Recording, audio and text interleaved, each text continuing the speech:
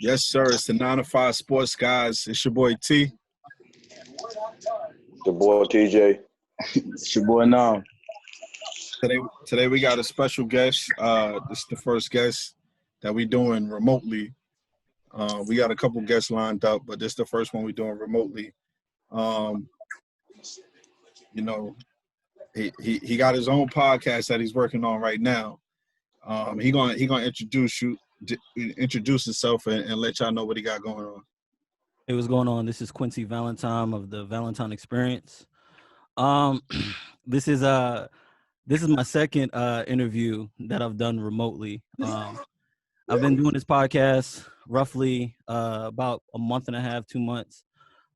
It is a brainchild that I've had while sitting on for the last year or so, and it just kind of came into fruition during the pandemic, the quarantine lockdown. So for me, this was the perfect opportunity for me to create. So I reached out to T, and I was like, hey man, look, I have this podcast going. This is before the podcast even came into fruition. I was like extremely inquisitive, asking questions like, how did you get to creating your podcast, and what steps did you follow to get to where you wanted to go? And he just gave me like a couple of pointers, and then I kind of took it and ran with it, invested in it, and here we are today. I mean, how we started the podcast was we was in a break room every day at lunch and break. Got you. And I used to kill these guys on topics and sports and stuff like that. Wow. Honestly, I think it's just a Yonkers thing, man. It's a 914 thing. Nah. Yeah. I mean, You bonkers thing. It's a Yonkers thing, man. We understand sports from a more introspective. Like we were getting it out the mud before niggas even really knew what it meant to get it out the mud. But you ready to talk sports? Definitely. All right. So the first question that we ask all our guests is, who do you feel is the GOAT in basketball and why? I think all right, so if you're speaking from just overall presence and what he's done for the game, then you're gonna say Michael Jordan, right? Right? But if you're thinking from, I mean, I don't agree, but go ahead. But if you're talking about it from an overall skill set, he affects the league. It's LeBron James. Easily. I'm sorry. Say that one more time. I couldn't. It's LeBron James. LeBron James is the only person that can go from one team and affect their winning loss column like exponentially. LeBron left Cleveland, and automatically they lost 50 losses. Like, what man can do that? And I'm a diehard Chicago Bulls fan. The year that Jordan left, they only lost 2 less games with Scottie Pippen. So. Wow. So I mean, for me, can you say that one more time? Because the connection's kind of breaking up. They only lost 2 less games. Hey, let me go ahead and tell you, man. No matter how many times you say it, you're not gonna change my opinion on it. So getting him to say what he wants to say is not gonna do anything. That's his opinion, like all the past guests. That's their opinion. I mean, it is what it is. Numbers don't lie. So do what you want to do. All right. So the numbers don't lie. All right. So we're gonna act like Jordan wasn't in the league 7 years before he won his championship. We're gonna just forget about those 7 years. Or we're gonna forget about the backing years, the 3 years that he did with Washington. We're gonna forget about that as well. Right. See, the thing is, like we always you came to argue with 2 sets of numbers. You got more than that. He's leading in top 4 to 5 categories, the main categories in stats. So I mean, you got to name more than what you just saying to have a valid argument there now. Okay, all right. So I agree to disagree, and the only reason why, take Scottie Pippen off that team. What is that team do? Look, I don't understand. Getting killed by the bad boys. I feel like I'm being attacked. No, it's not even. It's honest. Take Scottie Pippen off of that team. Jordan has not won a championship without Scottie Pippen. I mean, but y'all picking on Michael Jordan like that's No. I'm not. Look. what about all the other championship teams that didn't have it? You take certain players off the team, take the old Celtics and all them Hall of Famers they had on the starting five, and the Lakers, all the stars they had on the starting five. You can say the same thing.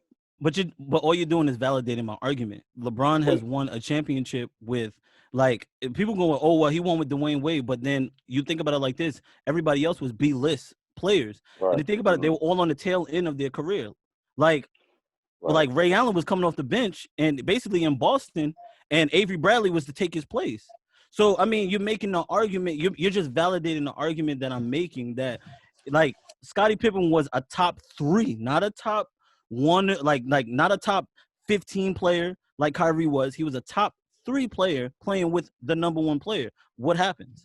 That's, I mean, and we can fast forward that because arguably the best defensive player at that time. Thank you. But see, the only person that can stop you is playing with you. On your team, exactly. So my thing is to Mr. McKnight here. I'm not paying attention to the other two. Mr. McKnight here. My whole thing here is, so who are you talking about? Are we talking about the GOAT Michael Jordan, or are you talking about the GOAT Scottie Pippen? The GOAT status is individually. It's not talking about teams. So get everybody else out of the equation. So greatest team of all time, right? That's the greatest team of all time, because then you add one of my favorite players of all time, Dennis Rodman. So now you take the onus. Definitely the greatest role player ever. Yeah. Role player. What did you not know he was on that team and locked down Jordan on them Bad Boys Pistons? He was. I seen that. I seen that firsthand. And then Jordan and Jordan had his hands full with Joe Dumars. So I mean, look, and I'm a Bulls fan. Like, we suck. So now we're going from supposed GOAT James and GOAT Jordan. Now we're going to he said Jordan was a GOAT. That was the first thing he said. Yeah, that's the first. That. I got literally.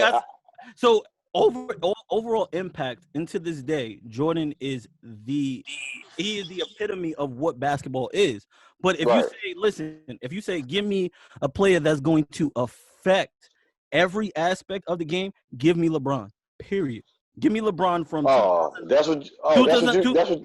2011 to 2011 to 2015.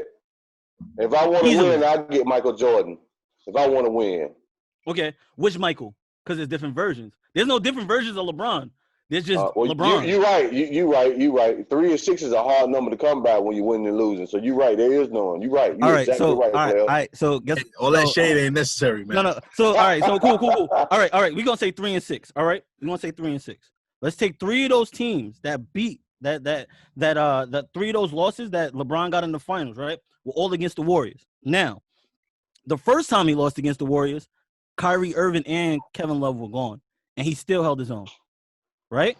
The following year, when they were fully good, they won. What'd they do? Draymond went to the car and called Kevin Durant. Was not Kevin Durant a top 3 player? Right? So then they go and get Kevin Durant. Now, I don't care what nobody say. That man is 7'1" with a wingspan. What is it? Like 7'8", something like that? Yeah. It's crazy. Right? So, and he handles the ball like a guard. So who can guard him? Who can guard? You telling me that one person is going to affect the game that much? And then you already have, you have arguably two of the best shooters of all time on one team, and then you have him carrying the ball up. Like, there's no way. You have a defensive player. We're not exactly. We're not even getting into Draymond as your fourth option. Yeah. That is crazy. And you telling me that? And then you have an arguable 6-man in Iguodala right there too. And Iguodala, Iguodala was a starter for a long time. Odds have to be stacked every time Philly for LeBron to lose. Yeah, we don't even have to go back to Philly. With the exception of the Mavericks loss, every team that he's played has been a quality stacked team. I don't understand that. Every finals that he's lost. So we're just gonna sit here and needs to say, he's Mavericks. Okay, he should have won that. They should have won. There's no excuse. Exactly. Zero. Exactly. I'm not arguing that one. But then you look at Jordan's first. He played against Magic Johnson on the tail end before he said he had HIV. That was your best play on that team. When Jordan won that first championship, that was the best play on that team. Right. So like you gotta Like, you play to your competition. Jordan just happened to play in an era where the competition, like how players work out now, Jordan was working like that in the 90s. Right. Yeah. Jordan plays today, he was playing like that in the 90s. Exactly. Yeah, that's a fact. You know what that's I'm saying? a fact. How players played it. If Jordan was in That's what I'm today's saying. league, he would be perfectly fine. But all those players in today's league wouldn't even amount to that much. Yeah. Imagine Reggie Miller today. No. If he's no different than maybe a Kyle Korver. He's just a spot up shooter. He's not running. Or maybe a Richard Hamilton almost. Exactly. He's just running around off screen. Actually, that's the players perfect. Can shoot and dribble. Back Yeah, then, listen, Reggie Miller's you're just big. running If around. you're big, listen. If your Big big man difference. nowadays can't shoot or dribble, he's not on the floor. Thank you. He's not. Or he has to Thank be you. outstanding He's on not. defense. He's getting shipped out like Clint Capella. He's getting shipped out. Exactly. He's gone. Prime example, Dwight Howard played as a traditional big, right? When the game transitioned to that shooting game, how many teams have he played for since? You got to look at stuff like that. Exactly. He's getting traded. He's getting traded every trade deadline. Getting traded. Exactly. One and done. Exactly. All right, so we spent a little bit too much time on the topic. Everybody know LeBron's the GOAT, but for the argument of this episode, we're gonna say Jordan's the GOAT. All right. So we already know your favorite basketball team is the Bulls. Are you into football? Yep. Who's your favorite football team? I don't have a favorite, but I ride with the Jets. Okay. Oh okay. God. Yes. Fellas? I ride with the Jets. We hold on. Wait. Hey, we gonna get another bet going this year. We're gonna be better than the Panthers this year. I want y'all to be better. I want the Panthers to lose every game this season. And why is that? I'm pulling for the Patriots, man. What? Oh no, I can understand. You know what? I can't deal with you. Listen, hold on. Hear me out. I'm all about being fair, man. And the way that we, the organization, treated Cam after he's arguably the best player outside of Steve Smith. How do you treat him like that? What they got to do with your team that you're rooting for, though? Yeah, I was about to say you're not gonna give Bridgewater no shot. Where it could have been the Browns, it could have been the Jets. Whoever's giving him an opportunity to prove he can still play, that's who I'm pulling for. Because I want him to just show everybody, look, I was banged up for 2 seasons, but I can still play. That's all I want. Well, that's Cam Newton as an individual. We talking about you going to bandwagon to ride with the New England Patriots. Yeah, don't say that. Don't do one season. You know what I'm saying? One season, I want him to prove it, and after that, it's all right, bro. Remember, we say the words, the verbiage, how you put it out there. You talking about you going to be a New England fan now? No, that's how you understood it. That's not how I said it. That's how you said it. I'm pulling for the Patriots. That's exactly what I said. I mean, I can understand. I can understand the sentiments, and it's going back to basketball because when Derrick Rose left the Bulls, I was heartbroken. But when he went to the Knicks, I was like, I want to see him. No, I'm a pull for them, but I'm not rooting for them. I'm pulling for him because Derrick Rose is on and he got a second chance, and he was ousted only because of injury. You know what I'm saying? Exactly. Yeah. So it's like I just want them to succeed. They're not gonna win a championship. I know they're not, but I want them to show. Look, they can get to the second round. So my Jets maybe make some noise. So my Jets are at least 3 years out, right? We just signed Flacco. 5. 3. 3.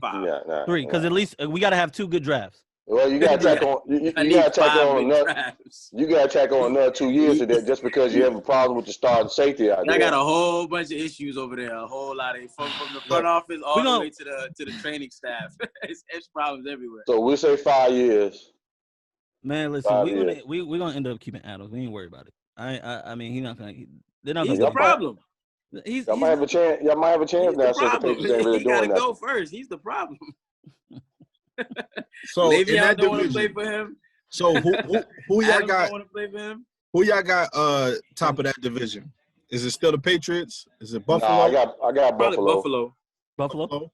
Yeah, probably Buffalo. The Patriots slide in as a wild card. So why? Or maybe make some noise. I don't know. Well, the Dolphins and the Jets, y'all still in the work in progress. I mean, we were 7-9 with a hurt quarterback. Exactly, and then we just signed Joe Flacco as a backup.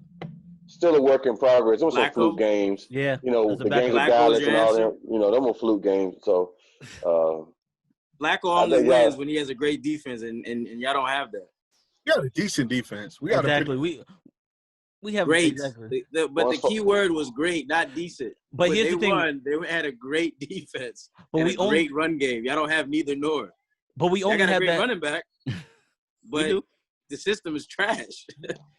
Right. But we gotta get rid of Adam Gase, man. Yeah, he gotta go. It starts at the top, definitely. But I mean, you only have to be great when Tom Brady's in your division. Tom Brady's no longer there. Oh, maybe it won't Tom Brady. Maybe it was Bill Belichick.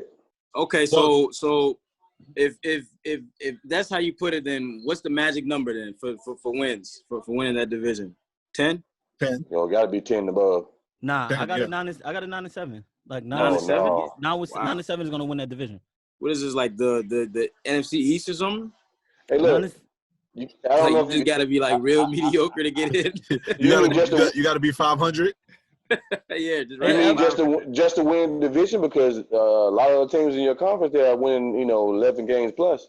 Yeah, but you already know once you win your division, you get that. Yeah. If you win a division, it's automatic berth. Yeah, you get one home game. I tell you this, we definitely gonna get 2 people out that division this year because we had 2 people last year. Mm-hmm. We had New England, Buffalo, so we're gonna get 2 people, and then we got an extra playoff spot this year. Yep. It's next year, ain't it? It's not. It's 2021 season. No, it's this year. It's this year for the extra playoff spot. Yeah. Then they put the request in 2018, correct? Yeah. Yeah. So this year we don't even need it. We're gonna be in this year. Yeah. You know what? I say this too. I feel an extra bounce, an extra step in Mr. T's voice over there since he got another Jets fan up here. Oh, yeah, he got an extra bounce in his voice, Of course. I'm definitely not biased. I'm always honest. It's just an echo. It means nothing. You know what I'm saying? It's just they're echoing off of each other. It means that's all. That's really. So for the disappointment. So who you got winning in the bubble? Huh? Bubble? Yeah, the bubble in NBA. Anybody, bro. I think LeBron finds a way though. I don't know. I don't have nobody setting guaranteed, man. Me, I've always pushed for the Clippers, but the Lakers could easily do it too. But it's just really thrown up in the air. There's no guarantee. Okay. All of LeBron's championships have been like Mission Impossibles, some like weird game show shit. You know what I'm saying? So I think this is one of them too. The down 3-1 and the Ray Allen shot, except the one against OKC, but I think this is one of those too. The lockout season, he got one. This is one of them weird ones that he's gonna get to. He'll find a way. So so you got him winning his 4th championship this year.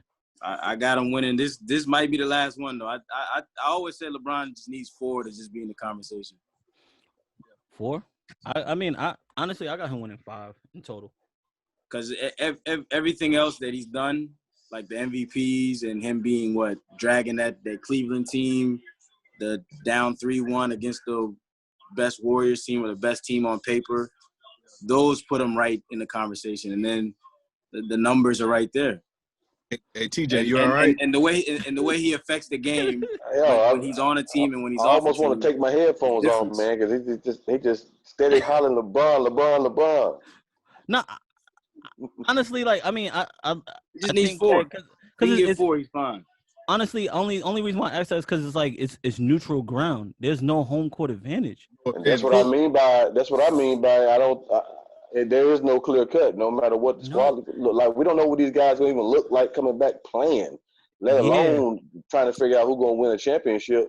So we probably won't really know anything until about conference play, probably. Well, they right now that everybody's practicing, getting back to practice. I can't remember exactly when, but they're gonna. Sorry. I was saying that you probably really won't know or really see what these guys can really get down to until probably about the conference finals. Yeah. But I can't wait for when the actual games start. When the actual games start, everybody start playing and everything. Their first 2 games, they start off with the Pelicans, Utah, Lakers, and Clippers. So I saw them put the floors down. I saw them put the floors down at the buildings, man. It's a little confined area for sure.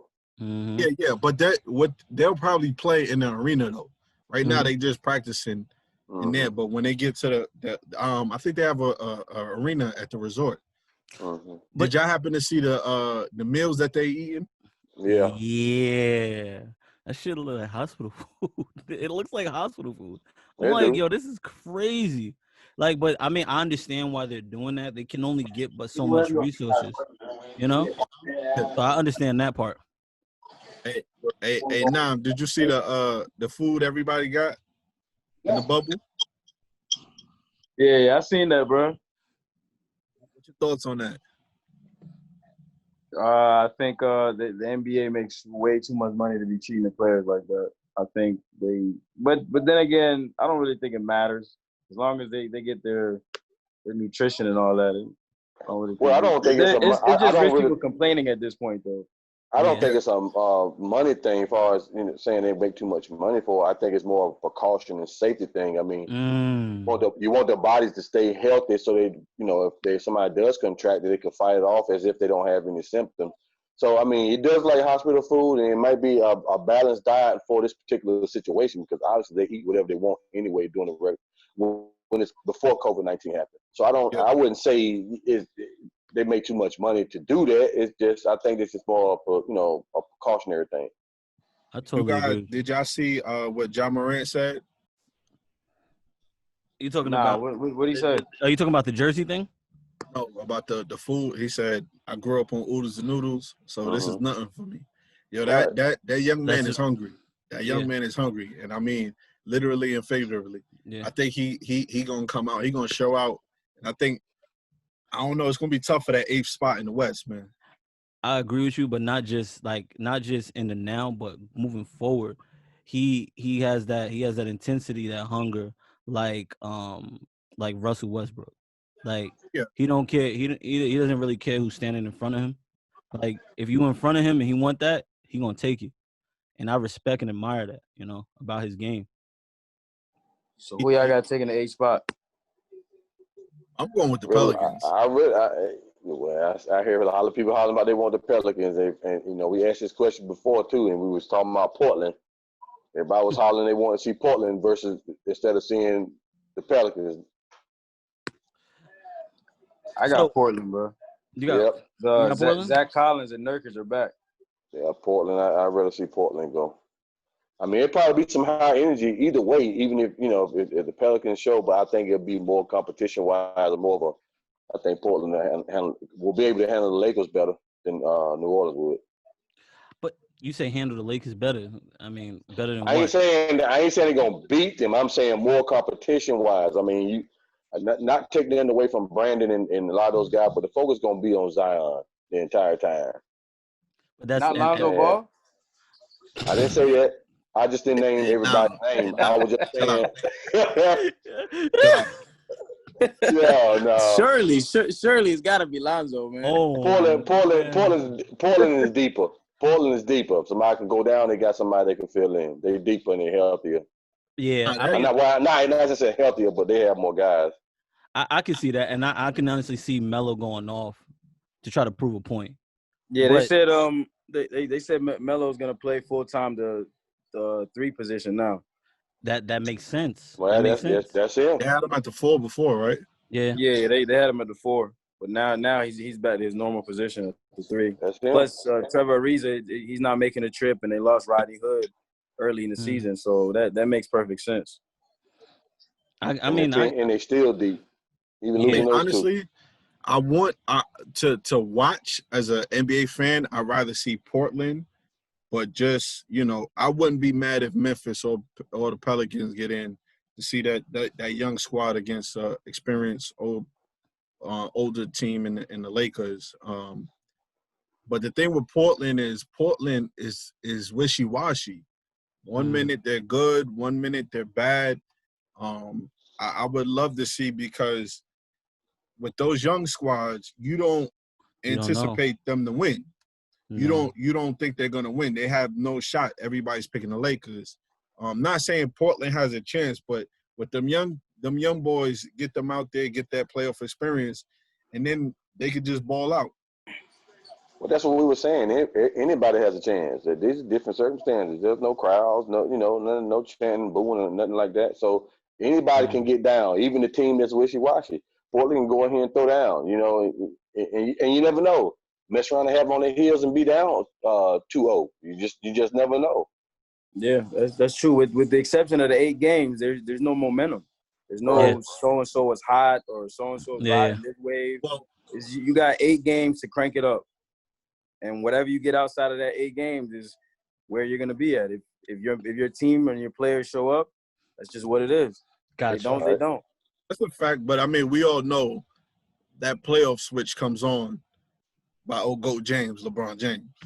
I understand that, man. I understand that, but like I said, you playing in a confined area, man. Everybody might come in there and start balling like playground basketball, man. You don't know who could get hurt doing this new scenario. We just don't know. True.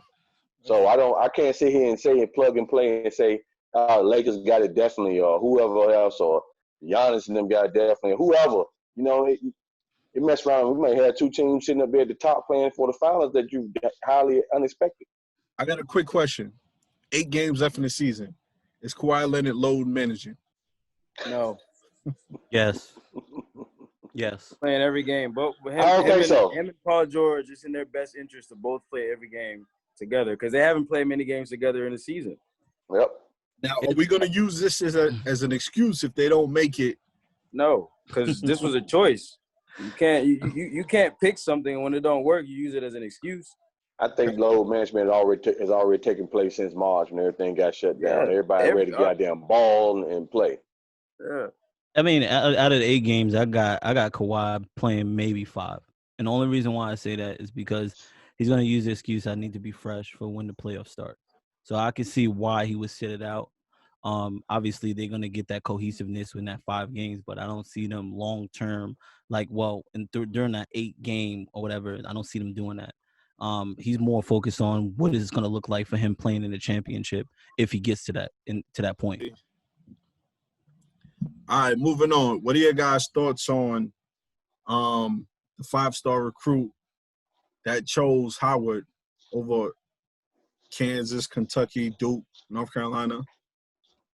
Well, he'll be better able to showcase his talent if he's really got it. On a not so big of school compared to big name schools, Kentucky and Carolinas, all that. I think he'll be able to showcase his talent more.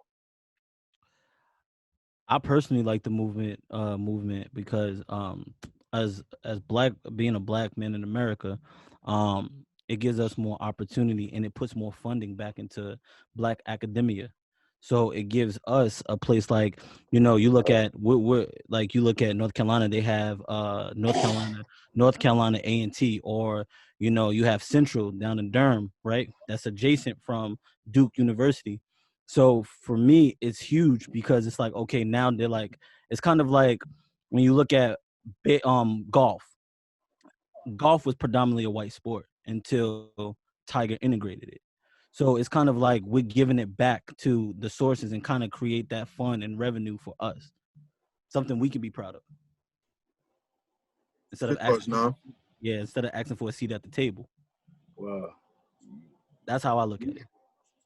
I'm gonna talk my shit, man, because my people are trailblazing people, man. That's what we do, man. We create trends and all that. Exactly. But I like it, man. I commend them for doing it, even if all the players, all the 5-star recruits don't follow suit. But the fact that you show people that this is an option, and hopefully he still is a lottery down the line whenever he decides to enter, that gives people a chance to not be afraid to go to an HBCU and actually give it a chance. Yeah. I think, honestly, if Mikey Williams makes that plunge and goes there, that's going to change that's going to change the whole dynamic of everything. There could be some players that decommit and just say, you know what, I'm going to go to HBCU. Especially in the climate that we're in, it's like it gives these young kids a chance to like, okay, this is my my stamp in the moment. I'm gonna do something that the moment will remember. Yeah, and then exactly it becomes bigger than basketball. But then you think about like they might have younger siblings, or you might have that kid that's 12-year-old. Because you got to think about like this: basketball goes all the way back to AAU, like early, like preteens. So these players are early 8 years old. Exactly. So you have these young players like, oh, it's okay to go to a school that everybody looks like me. Cool, I want to do it. You know what I'm saying? Right. As opposed to going to the big name schools and just being one of 5 other guys who are also 5-star recruits, and you're riding the bench with them. Yeah. Now, do you think this will hurt his lottery chances, being as that he's not going to a big school, or do you think? So. Not if you're being defined by your skill set. No, it shouldn't have anything to do with it. It's about basketball. You know what I'm saying? Doesn't matter what school you go to. Mm-hmm. Jerry Rice went to Mississippi Valley State. That's not really a big school, you know. So, and look at him. Now, I agree. The only reason why I asked that question is because I heard another podcast, and they were saying that they don't think it's a good idea for him to go to a school like that because of notoriety. But my thing is, look at the Dan Litter, you know, Eric Mena, you know, this stuff like that. You don't have to go to a big school in order to produce. No. If you're good, you know, your talent is going to speak for itself. And then besides, you got some guys that move up in the I mean, some guys are just going top 5 no matter what, but then you got to work out once you get out of school. Same thing with Steph Curry. Steph Curry didn't go to a big school, and it shouldn't matter to the NBA anyway. I mean, once you grab that player, they coming to play for the NBA. What school they went to doesn't have anything to do with their talent. Right. Right. You know what I'm saying? You take that talent from that school wherever you pay for, and you take it to the NBA. The question is, are you going to be able to transition to the pros? I don't care what school you go to. You could have look at Kentucky. Kentucky had all those freshman guys. What's the guy? Stanley, and my man at Sacramento, and look at all those guys there. Can you find? Can you give me 2 of those guys? Patrick Patterson. All those guys are not that good. No, that's what I'm saying. So it don't matter what school you go to, man. You know what I'm saying? If you got if it's in you, you gonna play. LeBron came from a high school, man. You know what I'm saying? Went straight to the pros and played. How many people can you do that? Say that one more time, who? I didn't hear you. It broke up. I couldn't hear you. I said this before. I take nothing away from LeBron's game. I love him as an individual. I take nothing away from his game. What I'm saying is you don't have too many people that can come from high school and transition to the pros and play. Only a handful has done that. You know what I'm saying? So I think I think the only thing it affects is like him being on TV or them, because HBCUs, they don't have these ESPN and CBS deals, but maybe you can say that. You can say that. That's the only thing it affects. But see that. I'm sorry. Go ahead. As long as he's performing, he'll still be on ESPN. And that's literally about to say. Like, it changes the narrative, because think about it like this: if you are a 5-star recruit, regardless, they're gonna have, because people are gonna clamor to want to see it. Like, nobody's gonna want it. Like, if Duke had a whole bunch of 3-star recruits, even though it's Duke, and then you have a 5-star recruit down at Carolina or Eastern Carolina, you're gonna be like, you know what? I know this is gonna bring in the ratings. This is gonna bring the money in. So let me go ahead and throw them on TV. Right. And that's what I was about to say. I mean, where did Ja Morant come from? What college he come from? Murray State. Did you hear anything too much about that before he got there? Yeah. So I don't think it matters. My thing is, that's what I'm saying. If you got the talent, you're gonna bring that. You're gonna bring that media. You're gonna bring that notoriety. The camera's gonna come to you. You know what I'm saying? It don't matter what school you at. If you balling like he balling, and now he's in Memphis. Look, talent speaks for itself. Fact. That's a fact. I mean, I think it's great for college football, college basketball. I think that more players should do that. You know, more of the top players should do that, because if you're good enough, you're gonna get to the league anyway. And on top of that, you're gonna have some fun while you're at one of these HBCUs. I tell you that much. Yeah. But it allows you to kind of, and excuse me, T, but it allows you to kind of tap into like what it really feels like to be part of something that represents you. And that other part of that, people keep forgetting it's like sports. But the other aspect is like it gives you an opportunity to see all these people that are extremely they're in a great place as far as like professors and elitists and all these people that look just like you and say, hey, listen, it might not you might not go into the NBA after that, but it's like, hey, you have other opportunities, and young brother, I'm gonna help mentor you to be and put you in that place to be successful. So like I like that part of it. Correct. There's other avenues that they can also explore while they're there. Hell, they can decide to stay more than just being one and done. Yeah. We don't know. Yeah. That's right. That's right. That's a fact too. That's a fact too. I mean, just imagine if LeBron would have went to a HBCU. Whatever HBCU he went to, that HBCU would be funded for life. They wouldn't have to turn it. Yeah. Oh, you better believe it. You don't think St. Mary taken care of? I'm pretty sure it's like a college facility over there now. Yeah. So, and that's what I like about that guy, man. His off the court, off the court. Forget about basketball, but what he does off the court, that's the thing that got me about him. That fascinates me. You know what I'm saying? I love that about him. You know what I'm saying? But we ain't gonna speak on the basketball talent. And just for that, I'm gonna use that as a promo for this week's episode. That was touching. That was touching, TJ. Yeah, that made my heart melt a little bit. I know your face got a little shiny up there. Those tears. Yeah, man. All right. That's it for that topic. Moving on to the next topic. Deal in sports. Patrick Mahomes. What y'all guys' thoughts on that contract and everything and the $500 million, $500 million, man. Well deserved. He deserves it. Well deserved, dog. I mean, it's a time now. That contract there is like a baseball. It's like a baseball contract, you know. Bryce Harper and them is getting $415 million for 10 years. So, you know, it's time for players to get paid, huh? No, I agree. I agree. The thing with baseball is, the longevity compared to football. Yeah, that's exactly what he has. He's a quarterback, so. He could play till well in his 40s, right? If he has the offensive line, he probably will if they continue. Yeah. I was going to say what he just said. They got offensive line, yeah. 40, so it's fine. It's not like you're giving it to a linebacker or a running back or something like that. But I mean, I like the deal only more so on the back end. The marketability, the TV advertisement. Patrick Mahomes is essentially the face of the league now. Yeah. So, I mean, he did that advertisement with Hunt's Ketchup with the macaroni and cheese like a year and a half ago, 2 years. And then you look back now, I mean, he sat down behind Alex Smith and then became the starter. And then as soon as he became the starter, kind of like Lamar Jackson, he kind of just took it and ran with it, literally. So, I mean, he's like the All-American. He's like the All-American player. He came from Texas Tech. I mean, he has biracial parents. Like, I mean, he understands, and then he says all the right things. So the marketability, I mean, $503 million, $500 million. I mean, he's definitely worth it.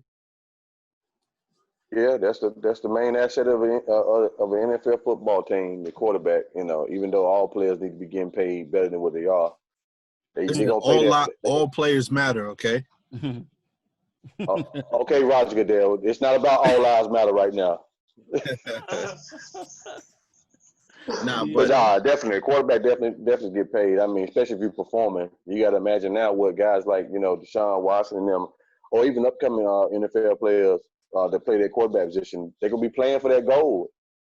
True. Let me ask you this: when it's time for Lamar Jackson, do you think he could get more? No. If he keep playing, he'll get somewhere in the 200 though, 300 maybe. Think about this. Patrick Mahomes, he went to the AFC Championship last year and then went to Super Bowl. I mean, the year before, then went to Super Bowl this past year. Yeah. So if Lamar can take him to that plateau again, as far as the AFC Championship, or even get to the Super Bowl, he'll get paid. He can't just win during the regular season. Wasn't Mahomes the MVP last year? Yeah. Last year? Yeah. No, it was the year before that. It was the year before that. Yeah, because Lamar won last year. Yeah, because his first year, I think he threw like 50 touchdowns or something like that. But that's the one he went to the AFC Championship and lost to the Patriots. That's what I'm saying. Yeah. So if Lamar can do that, if he can do that again, get him back there, he can get paid. He's gonna get paid. Definitely. So let me ask y'all this: how many Super Bowl wins does he need to solidify that contract? Probably just one. 2. I give him 2 more because he has to have the trifecta. He has to have 3, and it has to have. Lamar? Yeah, no. Patrick Mahomes for that contract in that amount. How many Super Bowls after the one he just had does he need to say, okay, he was worth every penny of that? Well, 2. I think he was already worth that contract money, man. It's 2, bro. If he can get one every 5 years, he's fine. And that's what I was thinking. Like, look at the short span. Mm-hmm. Look at the short span it took him to get this Super Bowl and be MVP of the league and go to the AFC Championship not once but twice. You know what I'm saying? Go to the Super Bowl in 3 years. So I mean, he's definitely solidified at least half of that contract already, if not a little more. Definitely. A good point. That's a great point, actually. That's a great point. So, real quick, NFL. This is early predictions. Who's your front runner for MVP? Matt Ryan. You serious? Like Matt Rryan? That's his favorite team. That's his favorite team. He's already won MVP one time before. So funny thing. So I live. So come on now, don't be like that. When they won to the Super Bowl, right? And it was a couple years, like 3 years back. 2017. I actually lived in Atlanta when that happened, right? I lie to you not. In the third quarter, I went downstairs to the bar. Everybody was already celebrating, drinking. I went to the bar. 3 minutes left when the game was about to be over. What was the score? And it was. I swear, it was 28-3. I thought we was talking about the MVP. No. I just had to share this. I just had to share this. Yo, I lie to you not. There was a guy in there. He was like 6'5", bro. He was just balling. Like he was balling. Like I ain't never seen nothing like that, dog. Took off his jersey and threw it on the floor. I told you about 6'5" too, right? Yeah, you about 6'5", right? Right. It was probably him. It had to be. It had to be.